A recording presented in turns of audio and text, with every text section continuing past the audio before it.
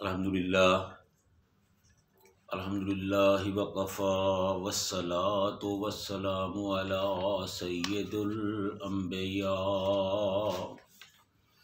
अम्मा बाद अऊज़ु बिल्लाहिस समीइल अलीम मिनश शैतानिर रजीम बिस्मिल्लाहिर रहमानिर रहीम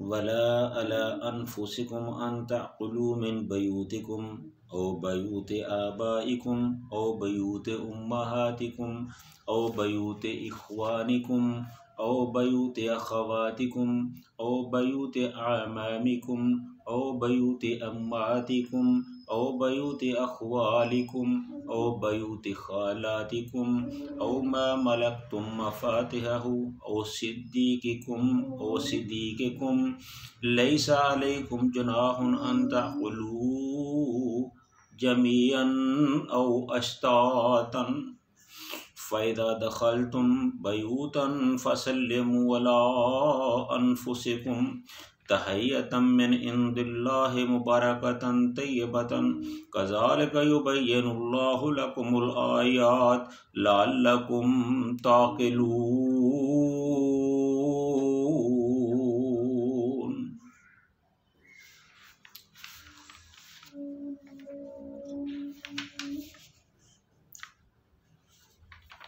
ये सूरह नूर की 61वीं आयत है।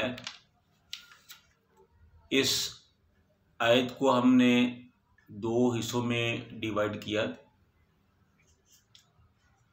इसके पहले इस पर हम पहले ही गुफ्तगू कर चुके हैं और जो दूसरा हिस्सा है उस पे अभी आपके सामने गुफ्तगू करेंगे। पहले हिस्से में जो माजूर अफराद थे उन पर गुफ्तगू की है और अब जो नॉर्मल अफराद होते हैं उसके सिलसिले में गुफ्तगू करेंगे।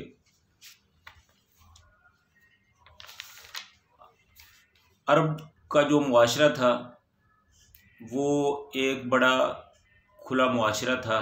खाने पीने वाले लोग थे, अपने दोस्तों की दावतें करते, ख़ुद भी लोगों की तरफ जाते और लोगों को भी अपने घरों में बुलाते।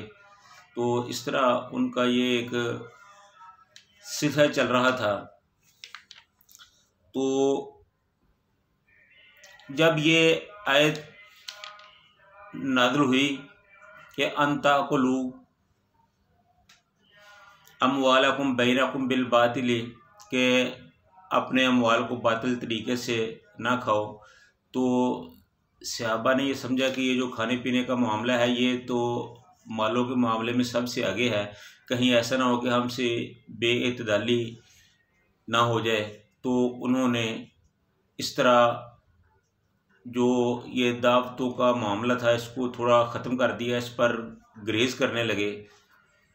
तो अल्लाह ताला ने इसकी वजाहत फरमाई, इसलिए इस आयत को तौज़ी आयत भी कहा जाता है। तो अल्लाह ताला ने इस सिलसिले में वजाहत फरमा दी कि ये किसी पर कोई नारवा पाबंदी नहीं लगाई गई, बल्कि ये तो तुम्हारी आसानी के लिए ही ऐसा किया गया था। तो आपके लिए इसमें कोई हर्ज नहीं है कि आप अपने घरों से खाएं या अपने बापों के घरों से खाएं या अपने भाइयों के घरों से खाएं या अपनी माओं के घरों से खाएं या अपने भाइयों के घरों से खाएं या अपनी बहनों के घरों से खाएं या अपने चचाओं के घरों से खाएं या अपनी फूफियों के घरों से खाएं या अपने मामुओं और अपने खालाओं के घरों से खाएं या औ मा मलकत मफातिहहु, या उन घरों से खाएं जिनकी चाबियां आपके पास हैं। और सिद्दीकुम, या तुम अपने दोस्तों के घरों से खाओ। यानी कि इन जिनका जिक्र किया गया है इन मकामात से, इन घरों से अगर आप खाते पीते हैं तो आप पर कोई मज़ायका नहीं है, आप पर कोई गुनाह नहीं है, आप पर कोई हर्ज नहीं है, आप जहाँ से चाहें खा पी सकते हैं। लैसा अलैकुम जुनाहुन अन ताकुलू जमीअन व अश्तातन। इसके बाद अल्लाह ताला ने फरमाया कि तुम पर इस बात का भी कोई गुनाह नहीं है कि तुम इकट्ठे बैठ के खाओ या अलग अलग खाओ। जब कोई दावत की सूरत में 5, 7, 10 आदमी इकट्ठे होते हैं तो फिर हर आदमी का अपना अपना दहन होता है। कुछ का दहन तो ऐसा होता है कि इकट्ठा बैठ के खाया जाए और कुछ का दहन होता है कि वो अलग अलग बैठ के खाए। तो वैसे रसूलुल्लाह सल्लल्लाहु अलैहि वसल्लम से भी ये बात साबित है कि वो इकट्ठे बैठकर खाने को अच्छा समझते थे कि इसमें बरकत है। तो यकीनन है भी और ऐसा करना भी चाहिए। लेकिन यहाँ इस आयत में अल्लाह ताला ने क्योंकि किसी को पाबंद नहीं किया, मुसलमानों को पाबंद नहीं किया कि तुम ज़रूर इकट्ठे बैठ के खाओ, ये वक़्त और हालात पर छोड़ दिया है कि जिस तरह आप मुनासिब समझे उसी तरह कर लें। अगर आप इकट्ठे खाना चाहते हैं तो फिर भी इसमें कोई मज़ायका नहीं है, अगर आप अलग अलग खाना चाहते हैं तो फिर भी इसमें कोई हर्ज वाली बात नहीं है। जैसा कि जो हमारे जो देहाती माहौल है, घरों में रहने वाले जो अरब दस्तूर के मुताबिक उनका यही होता था कि एक बर्तन में चावल है तो वो डाल लिया, अगर सालन है तो वो एक बर्तन में डाल लिया, और बाकी जो घर के जितने भी अफराद हैं 5-6 हैं वो इकट्ठे होके आ गए और उसी में खाना शुरू कर दिया। तो वो अपने रिवाज के मुताबिक हर आदमी करता है। लेकिन अब जो सिलसिला चला है, अब आपको पता है कि घरों में डाइनिंग टेबल चल रहे हैं, वहाँ हर आदमी के लिए बर्तन अलग अलग हैं, सालन के बर्तन अलग हैं, रोटी के लिए अलग हैं, चावल के लिए अलग हैं, प्लेटें अलग हैं, कोली अलग है, या जिस तरह भी जितने भी बर्तन होते हैं वो सब अलग अलग हैं। तो इसलिए इसमें कोई मज़ायके वाली बात नहीं है कि आप इकट्ठे खाओ या अलग अलग खाओ। हाँ, कुछ लोगों ने इसका नाजायज़ और गलत तर्जमा किया है। वो कहते हैं कि इसका असल मतलब ये है कि अल्लाह ताला ने मखलूत तौर पर इजाज़त देती है कि औरतें और मर्द वो इकट्ठे भी खाना खा सकते हैं या अलग अलग भी खा सकते हैं, इसमें कोई मज़ाक वाली बात नहीं। ये इंतहाई गलत बात है, ये तो एक बात को गलत मानी पहनाने वाली बात है, ऐसी कोई बात नहीं है। अल्लाह ताला ने ऐसा हरगिज़ नहीं कहा कि आप मखलूत तौर पर खाना खाएं, बल्कि ये तो सिर्फ मर्दों के मामले में कहा गया है कि अगर आप अलग अलग खाना चाहें तो फिर भी कोई मज़ाक वाली बात नहीं, अगर आप इकट्ठे खाना चाहें तो फिर भी कोई अलग अलग अपना इसमें कोई मज़ाक वाली बात नहीं है। तो इसलिए किसी बात का जो गलत मतलब है वो नहीं लेना चाहिए। ख़ुसूसन कुरान पाक के बारे में ये अल्लाह ताला की कलाम है, इससे कोई गलत मतलब अख़ज़ करने से डरना चाहिए, परहेज़ करना चाहिए, ऐसी कोई बात नहीं है। तो बहरहाल इसका मतलब सिर्फ इतना ही है कि हर आदमी को इजाज़त है कि वो अपनी तबीयत के मुताबिक अगर चाहे तो लोगों के साथ बैठ के भी खा सकता है, अगर वो चाहे तो तन्हा अलहदगी में भी खा सकता है। इस पर कोई गुनाह वाली या हर्ज वाली बात नहीं है। उसके बाद अल्लाह ताला ने एक बड़ी अहम बात फरमाई है, फरमाया फ़ाइज़ा दखलतुम बयूतन फ़सल्लिमू अला अनफुसिकुम, फिर जब तुम घरों में दाखिल हो तो अपने लोगों पर सलाम कहो। ये भी एक किस्म के घर में दाखिल होने से पहले इजाज़त लेने वाली बात है कि ज़ाहिर है कि जब आप सलाम कहोगे तो घर वालों को पता चल जाएगा कि कोई बंदा आया है, वो आगे आना चाहता है। जब आप सलाम का जवाब दोगे तो ये किस्म की इजाज़त ही होगी। तो ये एक असूल अल्लाह ताला ने मुकर्रर फरमाया है कि जब तुम घरों में दाखिल हो तो घर वालों को सलाम कहो। तो इसका फ़ायदा ये है कि तहय्यतुम मिन इंदिल्लाहि मुबारकतन तय्यबतन, कि ये जो सलाम कहना है ये अल्लाह ताला की तरफ से एक तोहफ़ा है जो बड़ा मुबारक और पाकीज़ा है।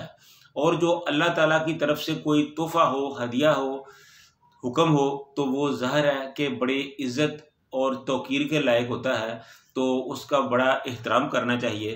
तो अल्लाह ताला ने जब ये फरमाया है कि ये अल्लाह ताला की तरफ से एक मुबारक और मुक़द्दस तोहफ़ा है, तो हमें इस तोहफ़े की पासदारी करनी चाहिए, इसका एहतराम करना चाहिए, और जिस तरह अल्लाह ताला ने एक तरीका वज़ा किया है उसी तरह हमें करना चाहिए। घरों में आते दाखिल होते वक़्त सब पे सलाम करना चाहिए। कज़ालिका युबय्यिनुल्लाहु लकुमुल आयाति लअल्लकुम ताक़िलून, अल्लाह ताला इसी तरह अपनी आयात को लोगों के लिए खोल खोल कर बयान करते हैं, इसी तरह अल्लाह ताला तुम्हारे लिए अपनी आयात को खोल खोल कर बयान करता है ताकि तुम अक्ल करो, ताकि तुम सोच समझ कर चल सको। तो इस सिलसिले में गुजारिश फिर यही है कि जो अल्लाह ताला ने कायदा कुलिया और असूल वदा किए हैं, हमें उसी के मुताबिक चलना चाहिए। ये मकसद ही सिर्फ ये है, ये जो आयत नाज़िल हुई है इसका मकसद ही सिर्फ ये है कि मुआशरे में रहना सहना, खाना पीना, आना जाना, एक दूसरे के घर में दाखिल होना बैठना, ये सारी चीज़ें लोगों को आम पता चल जाए। तो जो भी हो वो एक कायदे कुलिये के मुताबिक हो, हर चीज़ में अपनी मर्ज़ी नहीं होनी चाहिए, बल्कि अल्लाह ताला के बनाए हुए असूलों के मुताबिक हमें अपनी ज़िंदगी गुजारनी चाहिए।